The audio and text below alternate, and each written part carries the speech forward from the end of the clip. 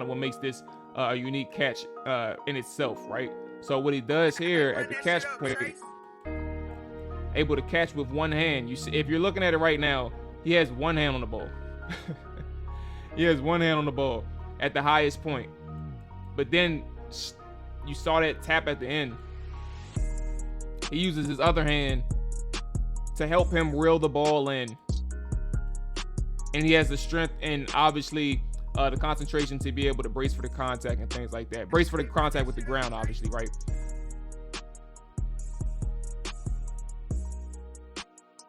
What's going on, y'all? This is Maul, your host of the Trap or Die podcast, and I'm just here to tell you, man, while you're here, if you're new, make sure you hit that like button, make sure you hit that subscribe button, make sure you follow us, man, as we continue to push out this content and create some things for the Washington Commanders and the NFL, man, but mainly the Commanders. This is a Washington channel. I want everybody to be involved. I want everybody to catch these live streams weekly. I want everybody to be a part of this growth that we got going on over here, man. So if you're here, if you're new, hit that like button, hit that subscribe button. Make sure you stay tuned, man, for much more content, fire content, and as we keep things pushing, man. So yeah, get to it. We appreciate it. All that good stuff.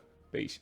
Welcome back to another episode of the Trap or Die Film Session. I am your host of the Trap or Die podcast, Molly Maul, Coach Maul, Hen Dog Maul, all that good stuff, man. And we're here to talk about Jahan Dotson out of Penn State. We're breaking down his film, his strengths and weaknesses coming into the NFL as a prospect, and what he can best fit or best serve on the next level as a pro player.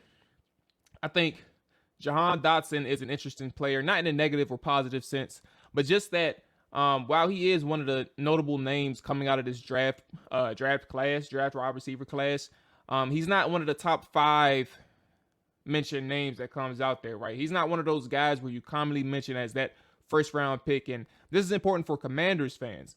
We mentioned all of these names: Drake London, Chris Olave. Those are two that I've done work on, and you can find the written work on Hogs Haven. Just type in their names and type in Hogs Haven following, and you'll be able to get the work that I did on that.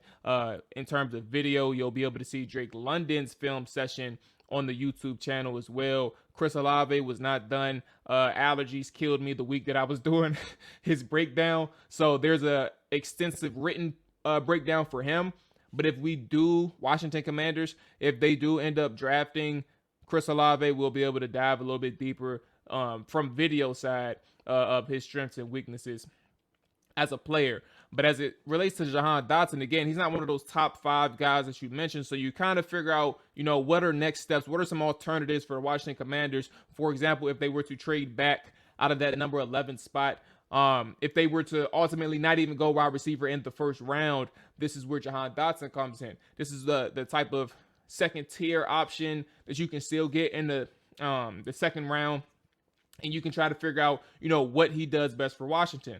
And they're also their line of thinking, if they do decide to go at another position in the first round, safety, linebacker, defensive line,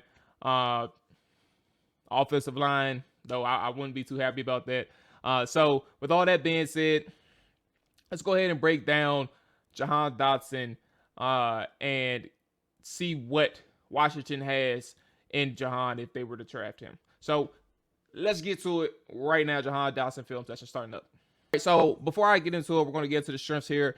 I'll cut to the chase. I ultimately see Dotson as a slot receiver on the next level, a very effective slot receiver. He'll need some work in some things, and we'll get to the weaknesses and why.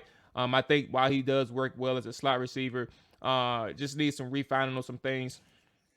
But Dotson has that athleticism, that change of direction, that skill set to kind of work in the intermediate, short, deep levels of the field, but also inside the offense. So because of the athleticism side, but also the strong hands, the competitive nature, the comfortability to reach and extend above, outside, and beyond his frame, creates an incredible catch radius that he has, right?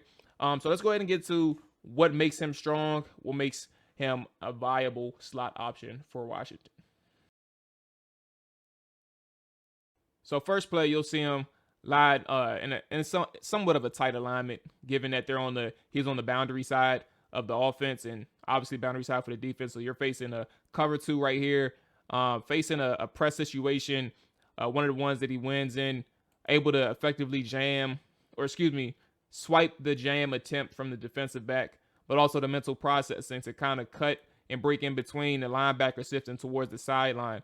So what that does at that same moment is create that small window of opportunity right here that you see in front of 9 and behind the cornerback. You see that part right there.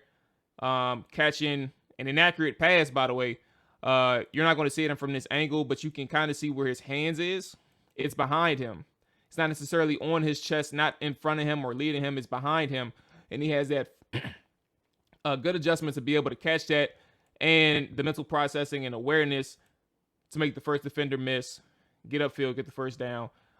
In a situation which he was facing imminent contact, he has that awareness and elusiveness to make that first defender miss and get that get that first down. So here, soft coverage, essentially facing a zone, clearly a zone, right? Cover 3, it seems. But again, accelerating, being able to reach that second level of the defense, gets behind the linebackers. But this is what makes him great right here. Extended beyond his frame once again in a different angle than the first one. The first one he was able to catch behind him. This one he's able to catch above his frame, but I'm going to slow it down right here so you can see kind of what makes this a unique catch in itself, right?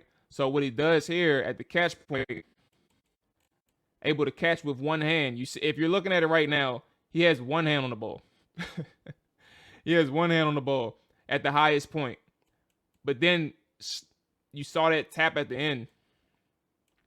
He uses his other hand to help him reel the ball in. And he has the strength and obviously the concentration to be able to brace for the contact and things like that. Brace for the contact with the ground, obviously, right? And reel the ball in. So let's go ahead and show that one more time to kind of show its effectiveness. Again, when we talk about catch radius, his ability to make plays in this regard, it's very good. It's very good. So again, above his frame, all those things, right? Another situation, slant from the outside, breaking in deep slant over the middle. Look where his hands is. Look where his arms are. Show to run his back. Breaking slant over the middle, intermediate level. Corner on his back, safety approaching him, obviously with the ball out. Look where the hands are. Extending outside of his frame. He's not trying to focus on catching the ball with his body. He has the confidence and obviously comfortability in this aspect, like catching over the middle of the field, knowing that that's kind of the danger zone because you have safeties, cornerbacks, linebackers flying at you. He has that comfortability to know that he has to extend. He has to have the play strength. These are strong hands, by the way. Being able to reel it in with his fingertips in a sense. Catching over the middle, turning upfield for what it's worth. But also the last part, right? Bracing for contact. And being strong enough to withstand that punch attempt right there at the end as he falls down. Here, curl, deep curl, jumping at his highest point to maintain possession or to reel in the ball, attacking the ball at his highest point. Once again, let's go ahead back. Facing the zone coverage. Able to clear that jam attempt. And boom. Maintaining possession on contact, gets the first down for his team, moves the sticks. Here, Jahan is facing an inside alignment, obviously. Basically, the cornerback is giving him the outside. Like, I need you to take that outside because I'm not giving up shit inside, right? So how does Jahan Dotson react to coverages up against that he's facing, right? You have inside leverage. How do you beat a defender with inside leverage? Well, it starts at the line of scrimmage. What's your release plan? And what's your whole route plan in a sense, right? And let's go ahead and run through it. And he wins, and he creates much more separation. His quarterback just didn't allow the time or had his internal clock ticking a little bit quicker than what it should have been. Let's go ahead and run this back so you can see it. Again, inside leverage. What he's doing is just processing, giving him some time. Slow skips or hops, whatever you want to call it, to close that gap. But what the DB is doing at the same time, if you can see him, look where his hips are. Look where the DB's hips are. He's giving them that. He's giving them that outside, right? But the DB is also committing to the outside. Like, he's impatient. He's biting on something that he doesn't need to bite on yet. Just continue to play your leverage. But with that being said, because he's able to get the DB to turn like that, Dotson has good initial quickness and explosion at the break point to actually turn and cross face of the DB. So essentially what he's doing is, because he has those hips, the DB, because the DB has those hips exactly where they are, he's able to win at the break point. And that's about 3 to 4 yards of separation. So if the quarterback was actually looking his way, you have a completion right here. But instead, the quarterback decides to scramble. But you have about 4 or 5 yards of separation in the middle of the field that Dotson creates for his quarterback. Unfortunately, he isn't able to see it. So also what you're seeing here that I haven't mentioned, like we talked about the athleticism. We talked about the stuff that he does at the catch point. But an unnoticed thing that I haven't spoke on, but it's also displaying itself as well, and what you'll see in this clip right now, is competitive toughness. How are you winning in the one-on-one situations? How are you winning at your job? Like, are you subtle? Are you aggressive? Are you a person who tries to make that big play, who was there for your team in those big moments? And this is kind of what you're going to get a good example of right now against Michigan, as Michigan is up 14-6 in the fourth quarter. This is a 4th and 2 situation. So you're facing cover one man coverage across the board against all these receivers that is going out for a route. Jahan Dotson is facing man coverage, and he has to find a way to win. So in a one-on-one situation, how do you stand up for your team? How do you beat your opponent? All those things matter, and we're going to see that right now for Jahan. 4th and 2, able to get upfield and extend the drive for his team. That ultimately leads to a touchdown, and they tie the game up at 14-14, right? So what you're seeing here is not only the competitive side, but what does he do in the route that makes him an ultimate competitor? And here you go. Skip release. Again, buying time, but also forcing the DB to declare, or pressuring the DB to declare he's threatening him. So what does the DB do? And at this very point, the DB is too far outside, because I guess he's getting a sense that that's where Jahan wants to go. But instead, because Jahan does the skip release, closes the cushion, he has a double move at the top, and this is what you see right here at the end. That's the end of his double move. Let's go ahead and run it back. That shake is what creates that initial separation. And then the acceleration at the break point is what gets the ultimate separation for the slant route. So you get about 2 to 3 yards of separation right here. To see it, but get about 2 to 3 yards of separation right here. All the important enough in a situation like this, when you're running a slant route, all you need is about 2 to 3 yards of separation, especially with man across the board. And the robber right here, or whatever his responsibility was, he wasn't close enough to Dotson. So you catch it right here, but you're not done yet. You get 5 yards at the catch point. That's a 5-yard gain. That's a first down. But what does he turn it into? Turns upfield, gets an additional 10. It's a 15-yard gain on 4th and 2, all at the hands of Jahan Dotson. Obviously, a decent enough throw. It's a little bit outside of his frame, but that's kind of, again, what makes him a competitor, right? His radius doesn't matter. Look at where he's catching it.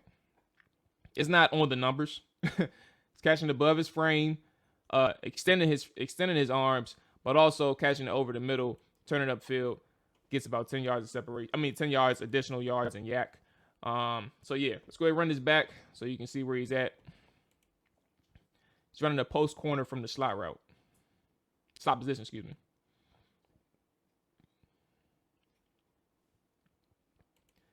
Go ahead, run that thing back. So again, when I started in the beginning, when I said I felt like he was a slot receiver, his routes are very effective. First off, from any side of the field, but when we get to the weaknesses, you'll kind of see why I think slot is kind of works best for him. But again, you're seeing his change of direction, you're seeing his agility, you're seeing his competitive nature, his competitive toughness, at the catch point, but also in traffic. Also, his ability to go get a ball. Again, sells it really good. Has a DB committing. At this point, he has the 3x3 BAM step, which is I guess this was kind of 2x2, but basically in a BAM step is essentially a setup for a post route, a corner route, things like that, right? But if you're doing a 3x3 BAM step, all that is 2 steps cutting in and then 2 steps before you break out. It's a double move. A BAM step, double move, 3x3, 2x2, all that stuff like that. That's what a BAM step double move is. So let's go ahead and run it back with that clarity. You see 1, 2, 3 steps and then right back out. Has a good change of direction. That's some good balance right there as well, because he almost fell on the route, but he's able to maintain and recover as he continues pressing towards the sideline. Leaves his feet, catches the ball at its highest point, secures it, and then maintains it upon contact. I think this is the last play of his strengths, but you kind of see the whole thing here is his aggressiveness at the catch point, his ability to win over the middle, tough hands, strong hands, really good concentration. And there you go. Athleticism is on display as well. He has the necessary tools to be an effective slot receiver for an offense on the next level. But let's go ahead and get into his weaknesses, right? And I'll be honest with you all. Let's go ahead. I'll be honest with you all. I would love to talk to somebody about this. I'm not an expert in terms of like percentages, like which receivers, whether it's the wides, the X or Z, or slots. I don't know which receiver position faces the most press coverage on the next level. So I don't want to base my argument based on press coverage and things like that, right?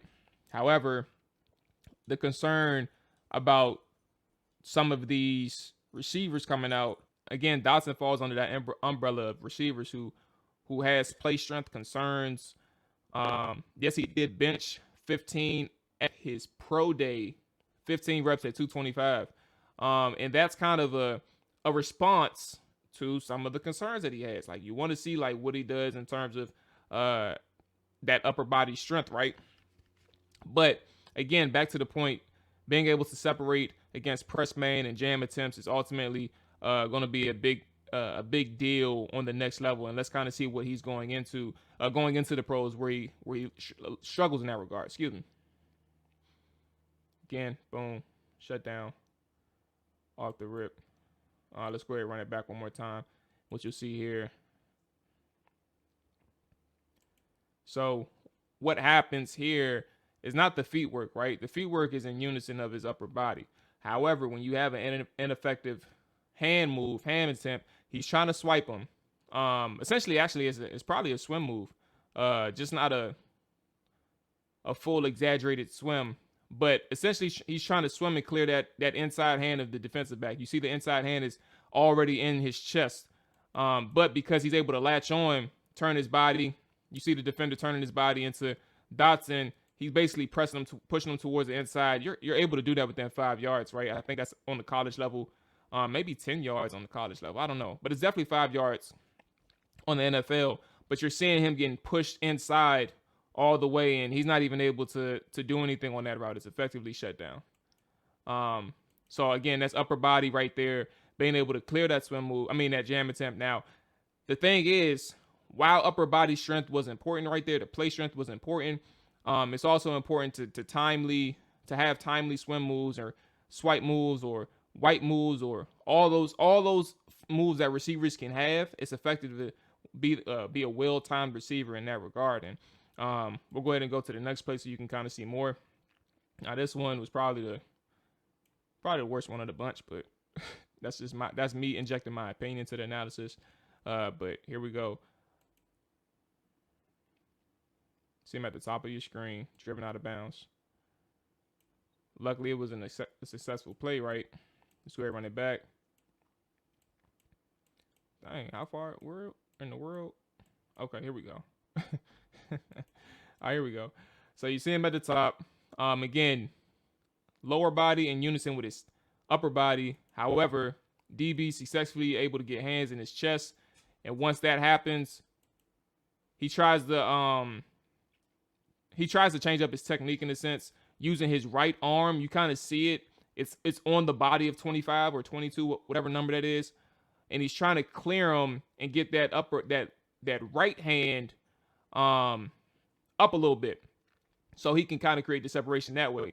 But see, you saw the turn right there, right? So I think that's 28 or 26, something like that. But he tries to clear him with that right hand, but he's unable to do it, and ultimately he's driven out of bounds. All legal, like it's nothing wrong with that. But let's go ahead and run it back, but you can kind of see every single motion that happened. Remember, the jam attempt, he's successfully able to get inside, but he's unable to clear it. Tries to do so with his right hand, but unsuccessful in that aspect too. Let's go ahead and run it back so you can see everything play by play or motion by motion. Ultimately driven out of bounds. All right, and we can move on to the next play. Same thing. It's all about press concepts, press man, jam attempt. This is a jam attempt from the DB, so he's facing soft press, and you'll see what happens. An effective jam attempt right there for the DB, essentially slowing Dotson down a little bit, or just enough. Excuse me, I should just say just enough. But yeah, Dotson is slow because first off, he doesn't move laterally, vertically at all. Look where his hands are at the time of the jam. The DB has a clear shot, and he's quick enough to do it. Boom. Pushes him back a yard, and he's slow and getting into his route. Right here, boom. At the line. Now, this is a little close, so it's hard for me to, even still, here we go. It's hard for me to, like, because of the route concepts, everything was so close together. I don't know what Dotson was feeling in terms of, like, the space he already has to work with, but clearly that's a good counter for the defensive side, too. I'm giving the defense credit, especially with number 8, who was able to jam him multiple times in this game. 8 was their best cornerback in terms of being Dotson. Was successful in that regard, but clearly from the slot position, or trips position, excuse me, close to the line of scrimmage, unable to clear it, basically pressed to the sideline. One of the things to remember when you're looking at receivers is, I think I explained this maybe in the Chris Olave breakdown on Hogs Haven, being able to maintain the red line is important. And for Jahan, what the red line is, you see the 40 to 30 to 20 on the sideline. When he's running a fade route or a fly or whatever, it's always important when you're going vertically to not get pushed off that imaginary red line, which is about you as the receiver and about 5 to 10 yards away from the actual sideline, right? And what you're seeing here is the defensive back controlling where Dotson is going. So, again, pushed all the way towards the sideline for a little bit, and at this point, it becomes a much more difficult throw for the quarterback to make if he were to make the throw. So while the quarterback scrambled to the left, ultimately in real time, if the play was to Dotson and the quarterback was to attempt to throw it, that becomes a much more difficult throw, and on the next level, that is ultimately a problem. So here, same thing, right? You see it at the bottom of your screen. So we're running back one more time so you can kind of see what happens. Now, note, this is a run play, right? And I don't know how people are feeling, actually, but I think the important part when you talk about receivers and cornerbacks, it's always a mind game. Like 24/7, every single time you match up with somebody, right? And on run plays, receivers don't always convert to run blocking immediately. Sometimes their goal is to get the defender out of the play. So when you're seeing man coverage or something like that, it's always good to take them upfield before you transition to run blocking. Like that's always a good thing, right? And what do you have to do to get the defender to think that you're running a route? You actually have to run the route. So what you're seeing here, while this is a run play, Dotson is working on a move to try and get up the sideline and beat his cornerback and have that cornerback number 8 back towards that, have number 8's back towards the actual run play. So this is what you're seeing from the snap. It's him trying to get upfield. But number 8, again, like I said, was the best press corner that he playing in this game. Number 8 stops him at the line of scrimmage. So where does this whole thing go wrong? And it goes from the jump. Dotson, when I say his feet is in unison with his upper body, this time it was not. What's important here when you're facing those press coverages, those soft press coverages, you have to have a move. And it starts best if you work laterally versus vertically when you're talking about press coverages. So if your first step is not lateral, you're not giving the defender any indication that you're trying to get inside or outside. Whether it's your intention or not. Like, obviously, it's all about what you do throughout the entire route or throughout the entire rep. But right here, Dotson has no plan at all. So, again, snap. His first move isn't laterally. The defender's already has his hands in his chest. Now he's able to drive him and control him if Dotson isn't able to shake that hand. If he isn't strong enough to clear that defender's jam attempt. He is not. So what does Dotson do because he's not able to get upfield? He just converts it to a run block. So ultimately, while this was a run play, Dotson was not trying to turn into a run block at the line of scrimmage. He was trying to get upfield. And this is kind of what ultimately slows him down, is that effective jam attempt against him. And it ultimately slows him down and turns into a run block, converts it into a run block much sooner than he wanted to. All right, so that's the wrap up of Jahan Dotson's film session. His strengths, his weaknesses, what he does best, what he'll struggle against, moving on to the next level. Now, as it concludes for Washington, and Dotson on the pro level, as it concludes for Washington, the question would be for him, exactly where would you want to put him on the field? Ultimately, he doesn't have to take majority of the slot reps initially early on. Like, Curtis Samuel is there for that role. Cam Sims can work in that role. Terry, if they need him to, can work in that role. They have receivers to work in the slot position, right? So adding a primary slot guy would ultimately raise some questions, but at the end of the day, it's not a big deal because of Jahan Dotson at the catch point. You can trust a guy like that. That is your 60 to 70 catch guy consistently from year in to year out. He didn't suffer any major injuries on the college level, and you can kind of work on the next level. This is for all receivers too, by the way. When we talk about people's weaknesses and we talk about being able to get better against the press, that is something that can be refined on the next level. Like, if you can't get off the line at all, then that's an issue. Dotson's able to get off the line, but you need to get better against press coverage. So for Dotson, while it's an issue coming into the league, I think his ability at the catch point, I think his confidence, his courage, his concentration, his hands, his adjustment ability, his catch radius, all of those things, all of those adjectives under that one umbrella makes him a standout so long as he can improve against the press. Because if you're facing defenders who are very good, I guess it depends on size as well. He's going to struggle against that early on. However, if you're able to put him in the slot, if you're able to send him over the middle, if you're able to use those slants, the curl routes, the post corners, all of those things from the slot position because of his athleticism and also his aggressiveness at the catch point and his competitiveness, you have a decent option, a decent slot option for years to come. So for Washington, if they're not going to go that receiver route in the first round, Dotson is a guy where you can ultimately use him as a Z as well. You can use him off the ball. You can have packages for Dotson to become a successful receiver until you can figure things out at the receiver position altogether. And make no mistake, while I didn't show you much downfield opportunities, Dotson ran a 4.43 at his 40. I think at his pro day, if not the combine. Either way, it doesn't matter. I'm pretty sure it was at his combine.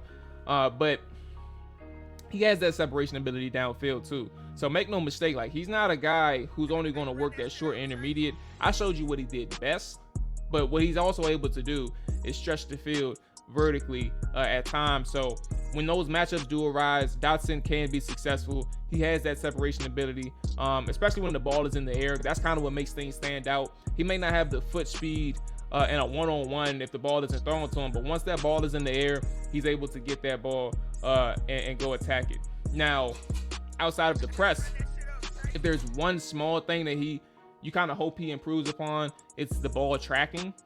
And this isn't a significant issue, but he's had lapses at time when the ball is downfield. So we're talking about 30 yards, 40 yards downfield, him struggling to track the ball effectively and get under the ball. So that's kind of one other issue that you kind of come across against when it comes to Dotson on that level. But ultimately, again, second round option, a very good second round option if you're able to get Jahan Dotson. That's a guy I wouldn't be down on at all, to be honest with you. I was about to say too down on. I wouldn't be down on him at all if you can get him in the second round. And there's ways to work him in the offense. So again, that's the route if they decide to go second round. If you're watching this and you're just trying to get an understanding of Dotson altogether, this is the player that I've come across. I think that you can win with him ultimately, eventually in the NFL, just not right away. He'll be a contributing factor, but he won't be a key factor on your offense. It'll just take some time for that to happen. But ultimately, 60 to 70 catch guy consistently year round. This is a good player, I believe, for Washington or for any NFL team, depending on if they can use him right. And I think the slot is the right position for Jahan Dotson moving forward. So, with that being said, I appreciate y'all for watching. Appreciate y'all for checking this out. We have more coming along the way. We'll have more Commander stuff coming along the way. After the draft, will be strictly Commanders focused in terms of the player breakdowns and things like that and what they mean for Washington. So right now, may have one more film breakdown prior to the draft. We'll see about that one. I'm thinking out loud, by the way. Like, I'm thinking out loud as I'm communicating this. So I'm just not too sure yet, but timeline wise, I hope we can get that done. So with that being said, make sure you all like, subscribe, all that good stuff, man. We appreciate it. I appreciate the comments and the feedback, all that good stuff. And until next time, peace.